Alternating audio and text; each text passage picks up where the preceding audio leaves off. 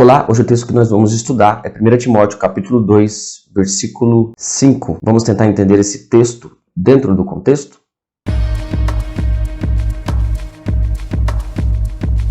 O nosso texto de hoje, então, é 1 Timóteo capítulo 2, versículo 5, que diz o seguinte: Porquanto há um só Deus e um só mediador entre Deus e os homens, Cristo Jesus, homem. Você já reparou que as pessoas buscam muito por identificação? As pessoas buscam se identificar com alguém que pense da mesma maneira, que siga as mesmas pautas, que acredite nas mesmas coisas. E por causa do pecado no coração do ser humano, essa busca por identificação, cuja sede o ser humano tem, acaba desembocando muitas vezes na idolatria, na busca por algum ídolo, na centralização de alguma pessoa, na ênfase do coração e da busca por algum tipo de reconhecimento. Isso acaba atrapalhando tudo e fazendo com que nasça ídolos. Dentro dessa questão, as pessoas passam muitas vezes a depositar sua confiança em coisas e pessoas e se esquecem de Deus. Mas esse texto está falando que só há uma pessoa em que nós podemos verdadeiramente depositar toda a nossa confiança e todo o nosso coração, que é Jesus Cristo, nosso Senhor e Salvador.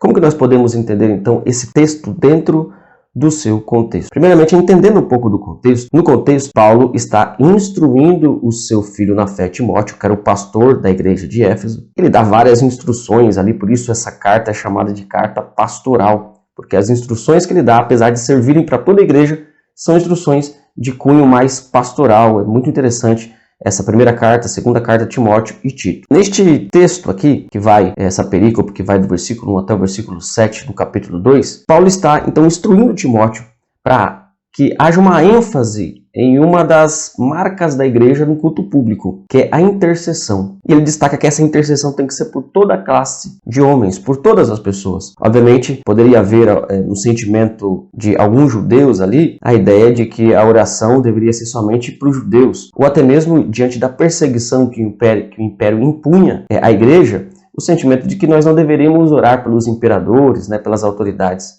Mas não. O apóstolo Paulo vai ensinar que a igreja deve interceder por todas as classes de homens, isso está no versículo 1, e também interceder pelas autoridades constituídas, isso está no versículo 2. Daí então entra o nosso texto dentro deste contexto, em que Paulo vai dizer que essa oração tem como base a obra redentora, e essa obra redentora busca alcançar todas as classes de homens. Obviamente Paulo não está falando aqui de cada pessoa individualmente, mas de todas as classes de homens, porque Deus não se restringe, a salvação não se restringe a somente uma etnia, e tendo um só mediador entre Deus e os homens, que é Cristo Jesus. Portanto, este texto está dentro desse contexto que Paulo está ensinando sobre a intercessão, e daí ele ensina que essa oração tem como base a obra de Cristo Jesus, nosso Senhor. E chegamos ao nosso texto. Paulo diz, porquanto há um só Deus. Por que ele destaca que há um só Deus? Porque Paulo está falando e pedindo oração a todas as classes de homens. Poderia dar a entender que, pelo fato de existirem muitas classes de homens,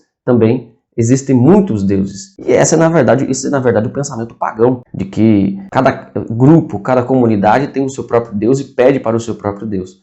Então Paulo está fazendo um contraste aqui. Ele pede oração para todas as classes de homens, dizendo que Jesus, na sua obra redentora, quer salvar pessoas de todas as classes. Ele diz então que, apesar disso, há um só Deus. Embora haja uma diversidade de homens, até de ídolos, há um só Deus. E ele destaca então que, como há um só Deus que criou todas as coisas, na redenção também há um único meio, um único caminho.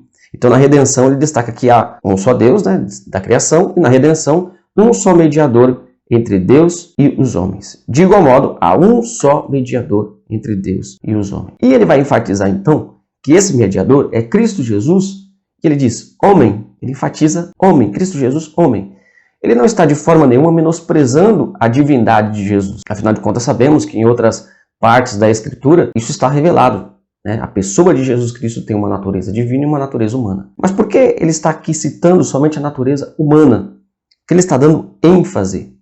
Porque essa ênfase é necessária para que as pessoas entendessem que o vínculo pelo qual os crentes se identificam com Cristo é a natureza humana de Cristo. Se o nosso Redentor não viesse em forma de homem, não haveria nenhuma identificação entre nós e o nosso Redentor. Como ele nos representa diante de Deus? Ele toma a forma humana e nos representa diante de Deus porque ele está representando os seres humanos. Isso é muito importante, porque é uma das razões pela qual O nosso Redentor tinha que ser 100% homem. Afinal de contas, Jesus não morreu pelos animais, Jesus não morreu pelas árvores. Ele vem em forma humana porque ele morre pelos seres humanos, embora os animais, as árvores e toda a natureza esteja secundariamente aí sofrendo as consequências dessa redenção, que é uma redenção cósmica.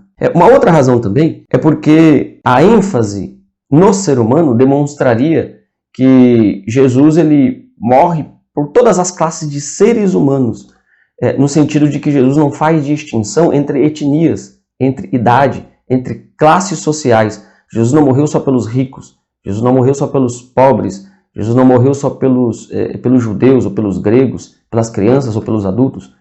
Por isso Jesus, homem, há uma representação de toda a humanidade em Cristo Jesus. Qual a aplicação que nós tiramos disso? Primeiro, nós não precisamos de nenhum outro mediador. Embora as pessoas busquem mediadores e intercessores, nós não precisamos. Nós temos Cristo Jesus, nosso Senhor. Isso não significa que a igreja não possa pedir oração, ou que você não possa chegar e pedir oração para alguém da sua igreja.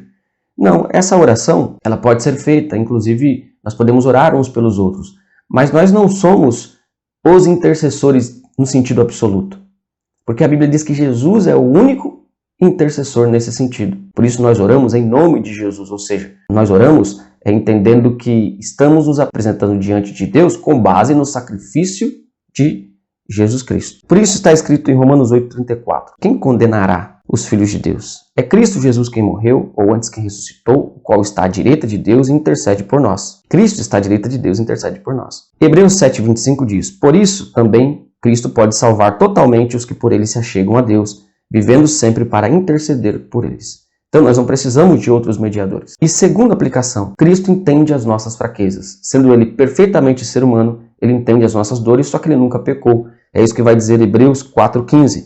Porque não temos um sumo sacerdote que não possa compadecer-se das nossas fraquezas, antes foi ele tentado em todas as coisas, à nossa semelhança, mas sem pecado. Jesus é o único mediador entre Deus e os homens. Não precisamos de outros mediadores.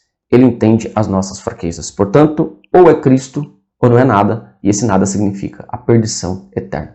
Espero ter contribuído com o entendimento desse texto dentro do seu contexto. Que Deus abençoe a sua vida.